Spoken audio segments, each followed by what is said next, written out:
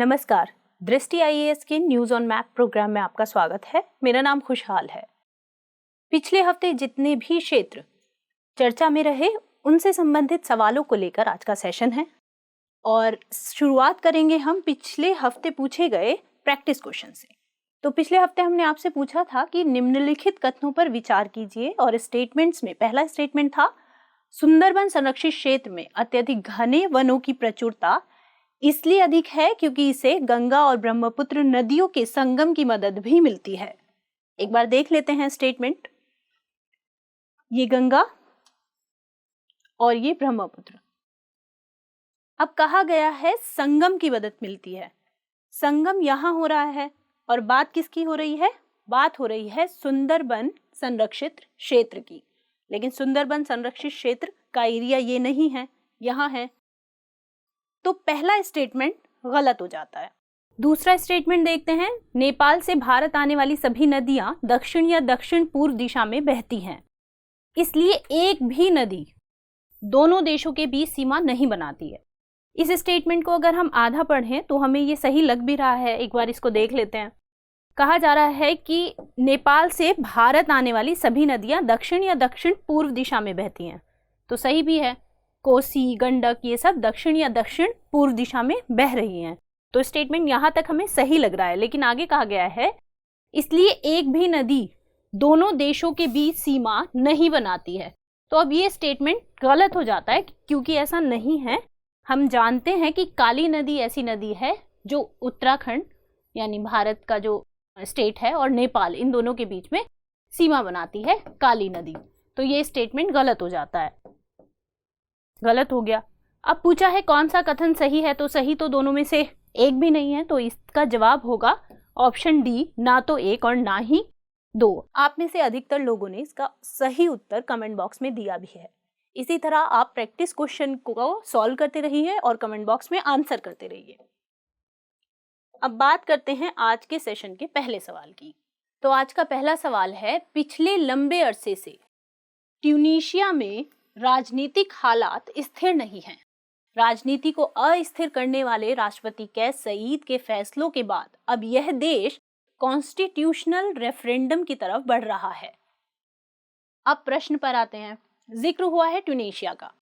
Tunisia के संबंध में निम्नलिखित कथनों पर विचार कीजिए। और पहला कथन है, गेप्स की खाड़ी ट्यूनीशिया के पूर्व में विस्तृत है। हम ट्यूनीशिया की लोकेशन देख लेते हैं। ट्यूनीशिया यह है ट्यूनीशिया और ये है गल्फ ऑफ गेप्स। कहा गया है कि गल्फ ऑफ गेप्स ट्यूनीशिया के पूर्व में विस्तृत है। बिल्कुल सही है, तो ये स्टेटमेंट हमारा सही हो जाता है। सेकेंड स्टेटमेंट है कि साइप्रस के मुकाबले यह देश माल्टा से अधिक दूर है। अब देखते हैं माल्टा और साइप्रस कहाँ है। माल्टा यहाँ है और साइप्रस की अवस्थिति ये है। स्टेटमेंट में क्या कह रहा है कि जो ट्यूनीशिया है वो साइप्रस से ज्यादा करीब है माल्टा के मुकाबले, जबकि हम मैप पे देख रहे हैं कि ट्यूनीशिया माल्टा के अधिक करीब है। किससे? साइप्रस से। तो दूसरा जो हमारा स्टेटमेंट है वो गलत हो जाता है। तीसरा ऑप्शन है कि स्टेटमेंट है कि इस देश में ऑरस माउंटेन्स का विस्तार है। तो ट्यूनीशिया में ऑरस माउंटेन का विस्तार है। अब देखिए, इस सवाल में ये पॉसिबिलिटी है कि हमें पता ही ना हो कि ऑरस माउंटेन का विस्तार ट्यूनीशिया में है या नहीं। ये बहुत बारीक जानकारी है। बहुत ज़्यादा लोगों को ऐसा हो सकता है कि ऑरस माउंटेन के बारे में ना पता हो, लेकिन तब भी हम इस सवाल को सॉल्व कर सकते हैं। दरअसल सवाल पूछने का मकसद ये नहीं है कि हमें ऑरस माउंटेन पता है या नहीं है। आपको अगर फर्स्ट स्टेटमेंट भी नहीं पता है तब भी हमारा जो फोकस है इस सवाल में वो ये है, हमें पता होनी चाहिए साइप्रस की लोकेशन, हमें पता होना चाहिए माल्टा की लोकेशन। सवाल पूछने का जो मेन रीजन है वह यही है। और जैसे ही स्टेटमेंट 2 गलत होता है हम इसे एलिमिनेशन से सॉल्व कर सकते हैं। कैसे? इस ऑप्शन में भी 2 है तो ये गलत हो गया, इसमें भी 2 है तो ये भी गलत हो गया, इसमें उपयुक्त सभी है, जबकि दूसरा स्टेटमेंट जिसको पता होगा कि गलत है तो उपयुक्त सभी गलत हो जाएगा।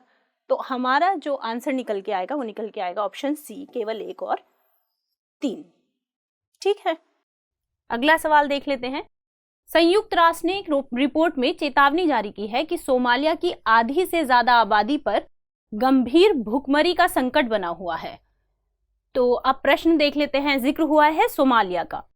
दक्षिण अफ्रीका के पूर्वी तट पर अवस्थित डरबन शहर से जलमार्ग के रास्ते मिस्र के शहर पोर्ट सईद पहुंचने के लिए छोटे मार्ग के तौर पर मोज़ेम्बिक चैनल, अदन की खाड़ी, लाल सागर का सहारा लिया जा सकता है। एक बार पहले सवाल को यहीं पर रोककर इन्हें मार्क कर लेते हैं। तो डरबन यहां है, कहा गया है कि डरबन से अगर हम इस चैनल के जरिए यहां से, इस रास्ते से गल्फ ऑफ अदन होते हुए लाल सागर, और कहा गया है पोर्ट सईद, तो ये पोर्ट सईद पहुंचने के लिए ये रास्ता हमें दिया गया है। अब सवाल में पूछा गया है, हालांकि अदन की खाड़ी पहुंचने के लिए हमें एक बड़े मोड़ से गुजरना होता है, ऐसा सोमालिया की तटीय आकृति के कारण है। ये जो हॉर्न ऑफ अफ्रीका है इसकी बात हो रही है। हॉर्न ऑफ अफ्रीका यानी सोमालिया के इस तटीय क्षेत्र की बात हो रही है कि एक तीक्ष्ण मोड़ के कारण ऐसा होता है।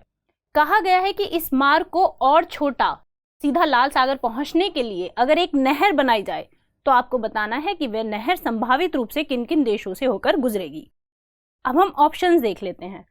ऑप्शन में पहला ऑप्शन है गिनी, लाइबेरिया, सिएरा लियोन। देखते हैं, गिनी, लाइबेरिया, ठीक है। तो ये गिनी से ही हमें समझ में आ रहा है कि ये है रूट। तो और बात हो रही है यहाँ की, नहर हमें यहाँ कहीं निकालनी होगी तब तो हम लाल सागर तक पहुंच पाएंगे।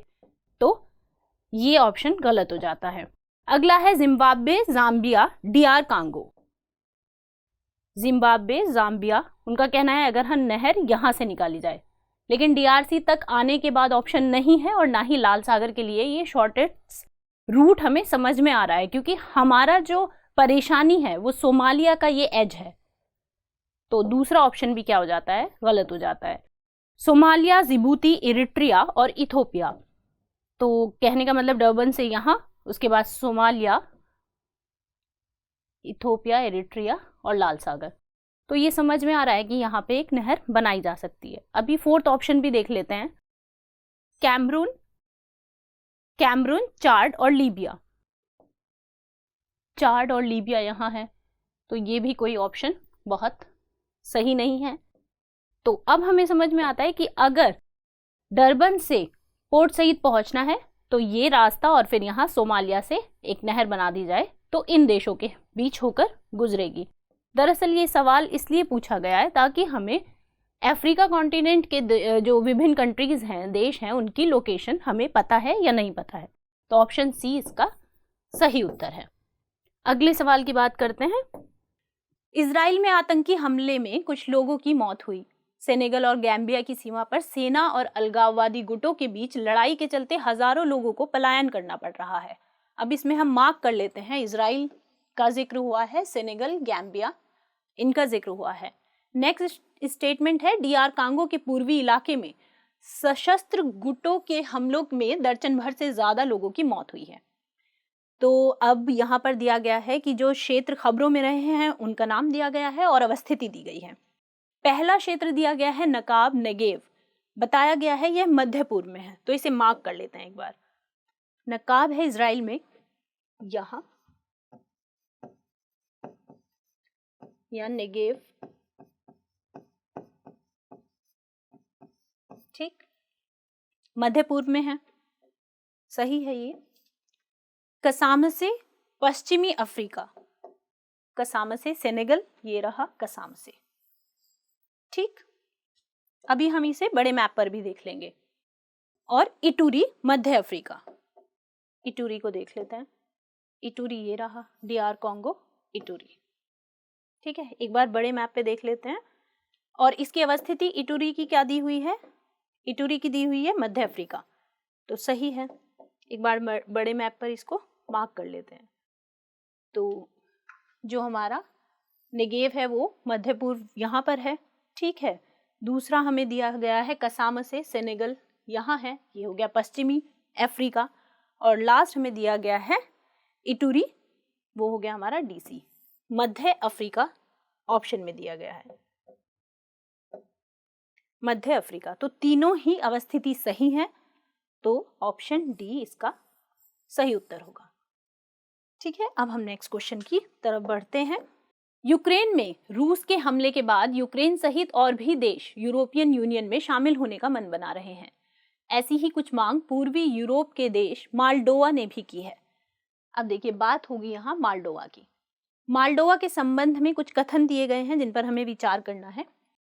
अभी एक बात इसको रोक के हम देख लेते हैं। 2008 में माल्डोवा पे सीधा प्रश्न आया हुआ है। सवाल में पूछा गया था which of the following country share borders with Moldova. Options में दिया गया था यूक्रेन, रोमानिया, बेलारूस।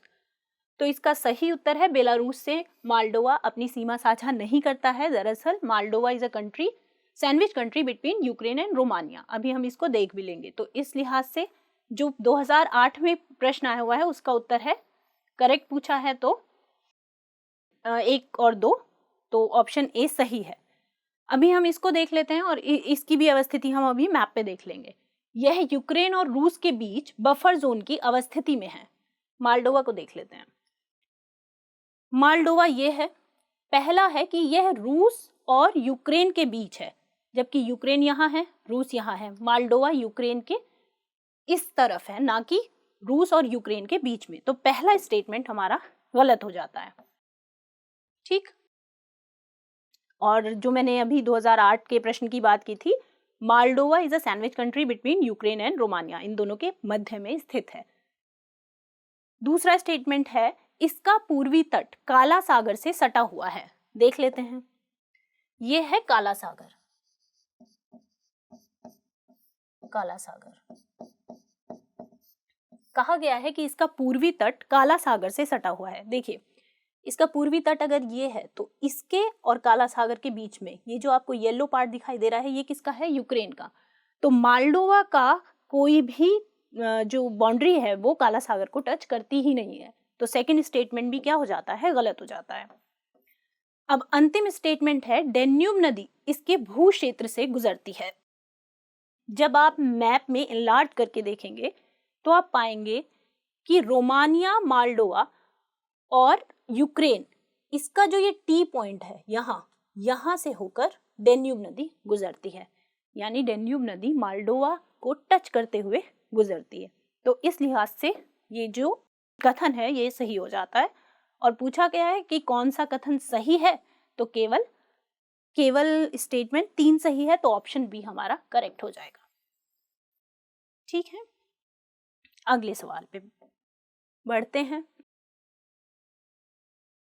रूस यूक्रेन युद्ध के 1 महीने पूरा होने पर यूक्रेन के राष्ट्रपति जेलेंस्की ने बड़े पैमाने पर विरोध प्रदर्शनों का ऐलान किया है। रूस का एक एक्सक्लेव यानी बहिर्क्षेत्र, एक्सक्लेव क्या होता है? किसी कंट्री का ऐसा क्षेत्र जो उस देश में स्थित ना होकर कहीं और पर अवस्थित हो, उसे एक्सक्लेव कहते हैं। कालिनिनग्राद ओब्लास्ट बाल्टिक सागर से सटा हुआ है और नाटो देशों से घिरा हुआ है। ये स्टेटमेंट आपकी जानकारी के लिए दे दिया गया है, यानी ये जो तथ्य दिया गया है ये सही है। यह एक्सक्लेव अवस्थित है। अब उसकी हमें लोकेशन बतानी है कि कहाँ अवस्थित है। किसकी? कालिनिनग्राद की।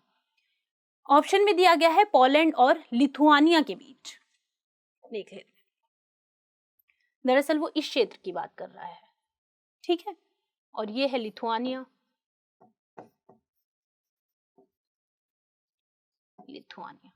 तो पहला स्टेटमेंट सही है बिल्कुल, पोलैंड और लिथुआनिया के बीच अवस्थिति है किसकी? कालिनिनग्राद की।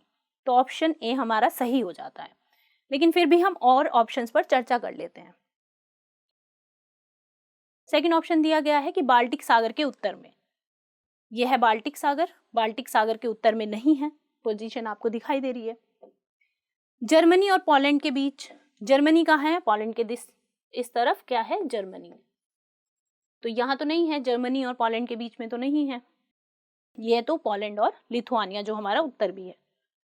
बाल्टिक सागर के पश्चिम में, ना ही ये बाल्टिक सागर के पश्चिम में है। पश्चिम में होता तो इस तरफ होता। तो ये भी ऑप्शन हमारा गलत है। उत्तर सही हम पहले ही निकाल चुके हैं, लेकिन फिर भी हमने एक बार अवस्थिति को समझ लिया है। पोलैंड के इस तरफ जर्मनी है, ऊपर की तरफ बाल्टिक सागर। अगला प्रश्न, पिछले दिनों इंडोनेशिया के बाली में मिनामाता कन्वेंशन COP4 के दूसरे दौर की बैठक खत्म हुई है। सवाल पूछा गया है कि निम्नलिखित में से कौन सा शहर अन्य 3 शहरों के मुकाबले भूमध्य रेखा के सबसे निकट है। ठीक है, जो ऑप्शंस हैं वो हैं नेपिदाओ, वियंतियाने, हनोई और बाली। एक बार देख लेते हैं।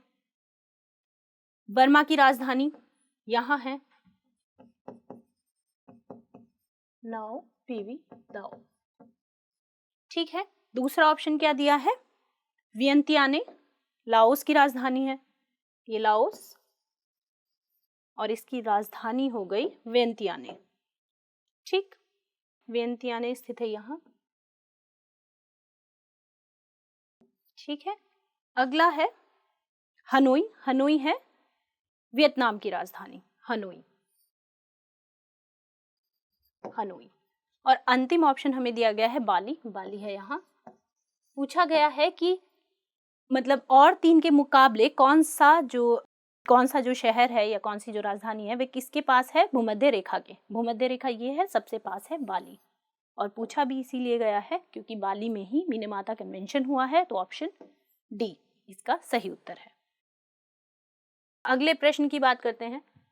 उत्तर कोरिया ने पिछले दिनों ह्वांगसांग 17 मिसाइल का परीक्षण किया। उत्तर कोरिया का दावा है कि यह उसकी अभी तक सबसे लंबी दूरी की इंटरकॉन्टिनेंटल बैलिस्टिक मिसाइल है। प्रश्न पूछा गया है कि उत्तर कोरिया की अवस्थिति क्या है। बहुत सिंपल सवाल है, एक बार देख लेते हैं अवस्थिति। नॉर्थ कोरिया, साउथ कोरिया, और अवस्थिति है ये है येलो सी और ये है सी ऑफ जापान। तो लगभग इनके मध्य में नॉर्थ कोरिया की अवस्थिति है। ऑप्शन देख लेते हैं। पीला सागर और जापान सागर के बीच पहला ही ऑप्शन सही है। बाकी ऑप्शन दे रखे हैं जापान सागर और अखोटस्क सागर के बीच, पूर्वी चीन सागर और पीला सागर के बीच, तो ये पॉसिबल ही नहीं है। अखोटस्क यहाँ है। ईस्ट चाइना सी ये है, तो ईस्ट चाइना सी और जापान के बीच में भी नहीं है। येलो सी और ईस्ट चाइना सी के बीच में भी नहीं है। अखोटस्क तो बहुत दूर है, तो सही ऑप्शन हमें पहले ही मिल चुका है, ऑप्शन ए इसका सही उत्तर है। ठीक है, अगले सवाल पे आते हैं। कुछ रिपोर्ट्स के मुताबिक असम के पाबीतोरा वन्यजीव अभयारण्य में गैंडों की संख्या में इजाफा हो रहा है। सवाल पूछा गया है कि निम्नलिखित में से कौन सा विकल्प ब्रह्मपुत्र नदी के क्रमशः उत्तर और दक्षिण में अवस्थित संरक्षण क्षेत्रों को दर्शाता है। ठीक है, यहाँ पर कुछ अवस्थितियां दी गई हैं मानस नेशनल पार्क और ओरंग नेशनल पार्क की, पाबीतोरा वन्यजीव अभयारण्य की और काजीरंगा नेशनल पार्क की। एक बार देख लेते हैं। ये है ब्रह्मपुत्र, और इसमें पूछा गया है कौन ब्रह्मपुत्र के उत्तर में है और कौन दक्षिण में है। तो देखिए, मानस औरंग ये कहाँ है, उत्तर में है। मानस और क्रमशः उत्तर पूछा है, तो मानस और औरंग यानी 2 ही ऑप्शन बनते हैं, या तो ए या डी। और पूछा गया है दक्षिण में, तो दक्षिण में दिया गया है औरंग, जबकि हम समझ चुके हैं कि औरंग कहाँ है, उत्तर में है, और उत्तर में औरंग का एक ही ऑप्शन है, ऑप्शन डी। तो औरंग नेशनल पार्क उत्तर में है और पाबीतोरा वन्यजीव अभयारण्य कहाँ है, दक्षिण में। देख लेते हैं, पाबीतोरा दक्षिण में है। ठीक, औरंग उत्तर में है, मानस भी उत्तर में है, लेकिन वो हमारे ऑप्शन को क्या नहीं कर रहा है, सूट नहीं कर रहा है जो पूछा गया है। तो ऑप्शन डी इसका सही उत्तर है। ये जितने भी वन्यजीव अभयारण्य या नेशनल पार्क हैं, आप इनको और अच्छे से एक बार ब्रह्मपुत्र की लोकेशन से रिलेट करके एक बार मार्क कर लेंगे कि कौन उत्तर में है और कौन दक्षिण में है। अगले प्रश्न पर आते हैं। सवाल है, झारखंड सरकार इन दिनों पलामू टाइगर रिजर्व में बड़ी संख्या में बाघों को फिर से लाने की तैयारी कर रही है। एक तरफ दिए गए हैं टाइगर रिजर्व और दूसरी तरफ दिए गए हैं राष्ट्रीय राजमार्ग। इस बार स्टेट की अवस्थिति नहीं दी गई है, इस बार राष्ट्रीय राजमार्ग दिए गए हैं। तो इनको एक बार हम पहले इनकी लोकेशन को हम मार्क कर लेते हैं, पलामू, नागार्जुन श्रीशैलम और पन्ना। तो पलामू यहाँ है, पलामू, ये है पन्ना। एक रफ लोकेशन हम एग्जैक्ट नहीं बता रहे हैं, और ये है नागार्जुन श्रीशैलम, श्रीशैलम। ठीक, अब हाईवे दिए गए हैं, हाईवे को मार्क कर लेते हैं। NH39, NH765 और NH44। सबसे पहले हम NH44 बना लेते हैं। NH44 इस तरह से, ये भी रफ है, बहुत एग्जैक्ट लोकेशन हम नहीं बना रहे हैं। ठीक, ये है NH44।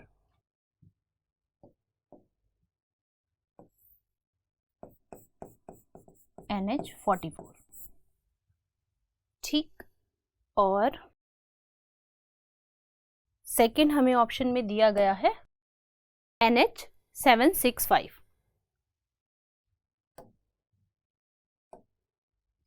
NH765 यहीं से होकर गुजरता है, 765, ठीक। और लास्ट में हमें पूछा है तो NH39 की अगर हम बात करें तो NH39 यहां से होकर गुजरता है, यहां से, ठीक है। NH39, इन सबको आप एग्जैक्ट लोकेशन आप मार्क कर लीजिएगा। अभी हम बात कर रहे हैं, हम देख रहे हैं कि जो पन्ना है वो किस पर है, NH39 पर, जबकि हमें ऑप्शन में क्या दिया गया है, पन्ना का ऑप्शन हमें 44 दिया गया है, तो ये ऑप्शन गलत हो जाता है। अगला देख लेते हैं, हमें दिया गया है नागार्जुन श्रीशैलम 765 पर, तो ये बिल्कुल ठीक है, तो ऑप्शन ये वाला हमारा सही हो जाता है। पलामू दिया गया है NH39 पर, पलामू NH39 पर दिया गया है, जबकि NH39 उसके राइट से होकर गुजर जाता है। अगर आप एग्जैक्ट लोकेशन देखेंगे मैप में जाकर, तो ये भी क्या हो जाता है, गलत हो जाता है। तो ऑप्शन से हमें क्या समझ में आ रहा है, समझ में ये आ रहा है कि सिर्फ एक ही टाइगर रिजर्व इसमें सही दिया गया है, नागार्जुन श्रीशैलम NH765। और ऑप्शन को अगर हम देखें तो पूछा है सही सुमेलित कौन है, ऑप्शन सी केवल 2 इसका सही उत्तर है। आप इसी तरह और भी wild life sanctuary, tiger reserve या फिर नेशनल पार्क, जितने national highway, main national highway हैं उनसे होकर गुजरते हैं या नेशनल हाईवेज पर अवस्थित है, उन्हें आप मार्क कर सकते हैं जो चर्चा में रहे बीते दिनों, उन सबको। अगले सवाल की बात करते हैं। पश्चिम बंगाल में हुए हालिया घटनाक्रम के बाद कलकत्ता हाई कोर्ट ने CBI जांच के आदेश दिए हैं। ठीक है, कलकत्ता के बारे में या पश्चिम बंगाल के बारे में बात होगी सवाल में। निम्नलिखित में से कौन सी नदियां पश्चिम बंगाल में प्रवाहित होती हैं? ऑप्शंस दिए गए हैं स्वर्णरेखा, कंसावती, दामोदर और द्वारकेश्वर। देख लेते हैं, तो मेरे ख्याल से आपको जानकारी होगी ही कि कंसावती भी पश्चिम बंगाल में बहती है, दामोदर नदी भी पश्चिम बंगाल में बहती है, द्वारकेश्वर भी पश्चिम बंगाल में बहती है और स्वर्णरेखा भी पश्चिम बंगाल में होकर, पश्चिम बंगाल से होकर गुजरती है यहाँ कहीं। तो चारों ही कहाँ पर हैं, पश्चिम बंगाल में अवस्थित हैं या होकर बहती हैं, तो इस लिहाज से ऑप्शन डी इसका सही उत्तर है। अगले सवाल की बात करते हैं। पिछले दिनों सरकार ने घोषणा की कि अगले 3 महीनों में नेशनल हाईवेज पर प्रत्येक 60 किलोमीटर की दूरी पर बने टोल बूथ को बंद कर दिया जाएगा। अब फिर से राष्ट्रीय राजमार्ग दिए गए हैं NH2, NH3, NH39 और इनकी अवस्थिति या क्षेत्र दिए गए हैं कि NH2 जो है वो पूर्वोत्तर में है, NH3 उत्तर में है और NH39 पश्चिम भारत में है। देखिए, अभी अभी हमने NH39 पर सवाल किया है और हमने उसमें एक जो फैक्ट है वो बताया है कि NH39 पर पन्ना है, और पन्ना कहाँ है, मध्य प्रदेश। तो मध्य प्रदेश और यहाँ क्या दिया गया है, पश्चिम भारत। तो ये हमारा ऑप्शन ऑलरेडी हम गलत मान के चल रहे हैं, फिर भी एक बार हम देख लेते हैं जो बताया गया है। बताया गया है कि NH2 जो है पूर्वोत्तर दिया है, तो यहाँ देखिए असम, नागालैंड, मणिपुर, मिजोरम, तो पहला हमारा सही हो जाता है। NH3 की लोकेशन दी है पंजाब, हिमाचल प्रदेश और जम्मू कश्मीर, नॉर्थ इंडिया, तो ये भी हमारा ऑप्शन सही हो जाता है। और 39 को अगर हम देखें तो झारखंड, मध्य प्रदेश, उत्तर प्रदेश, तो झारखंड, मध्य प्रदेश, उत्तर प्रदेश ये पश्चिम भारत का हिस्सा नहीं है और ऑप्शन में हमारे पश्चिम भारत दिया है, तो ये हो जाता है गलत।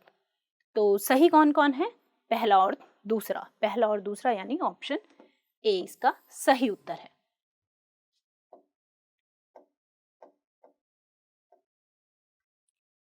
Silver line semi high speed railway project को लेकर केरल के मुख्यमंत्री ने प्रधानमंत्री श्री नरेंद्र मोदी से मुलाकात की है। निम्नलिखित में से कौन सा विकल्प दक्षिण भारत की पहाड़ियों के उत्तर से दक्षिण अनुक्रम को दर्शाता है? ऑप्शंस हैं पचाईमलाई, वरुसनाद, अगस्त्यामलाई और कार्डामम। एक बार देख लेते हैं लोकेशन, पहले ही ऑप्शन को भी हम लेकर चलते हैं। देखिए कार्डामम हिल्स यहाँ है सबसे नीचे की तरफ। कार्डामम हमें 2 ऑप्शन में सबसे अंत में दक्षिण में दिखाई दे रहा है, ठीक है। अब जो हमारा पहला दिया है पचाईमलाई, पचाईमलाई की अवस्थिति है यहाँ, पचाईमलाई, पचाईमलाई सबसे जो 4 ऑप्शन है उसमें सबसे ऊपर की तरफ पचाईमलाई है। फिर दिया गया है वरुसनाद, वरुसनाद, वरुसनाद तमिलनाडु और केरल के बॉर्डर पर तमिलनाडु की तरफ है, वरुसनाद।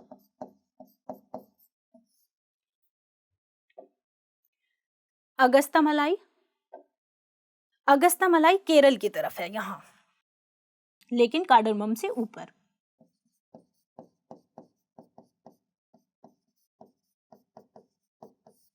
और उसके बाद है कार्डामम। तो ऑप्शन ए सही भी है, क्योंकि जो हमारी अवस्थिति पूछी गई है वो पूछी गई है उत्तर से दक्षिण। अगर उल्टा होता तो पहले ऑप्शन में यहाँ कार्डामम होता, लेकिन पूछा गया है उत्तर से दक्षिण और पहला ही ऑप्शन हमारा सही है। दूसरा ऑप्शन गलत है क्योंकि कार्डामम उत्तर में दे रखा है, उत्तर से दक्षिण पूछा है, ठीक है। वरुसनाद पहले ऑप्शन दे रखा है, जबकि वरुसनाद पचाईमलाई से नीचे की तरफ है। फिर अगस्त्यामलाई दिया है, जबकि अगर हम क्रम में देखें तो तीसरे नंबर पर अगस्त्यामलाई है, बाकी 3 के मुकाबले। तो हमारा ऑप्शन ए इसका सही उत्तर है। अब बात करते हैं प्रैक्टिस क्वेश्चन की। निम्नलिखित युग्मों पर विचार कीजिए। ये कुछ सागर दिए गए हैं, क्षेत्रीय सागर, और ये दिया गया है इनका हिस्सा। बरिंट सागर, आर्कटिक सागर, हडसन की खाड़ी, दक्षिण अटलांटिक, रीगा की खाड़ी, भूमध्य सागर। उपर्युक्त में से कौन सा या कौन से युग्म सही सुमेलित हैं या हैं? ऑप्शंस दिए गए हैं केवल 1, केवल 3, केवल 2 और 3 और केवल 1 और 3। आप इस प्रैक्टिस क्वेश्चन को मैप की सहायता से सॉल्व कीजिए, कमेंट बॉक्स में आंसर करिए। अगले हफ्ते फिर कुछ नए सवाल और इस प्रैक्टिस क्वेश्चन के उत्तर के साथ हम फिर से हाजिर होंगे। तब तक के लिए नमस्कार।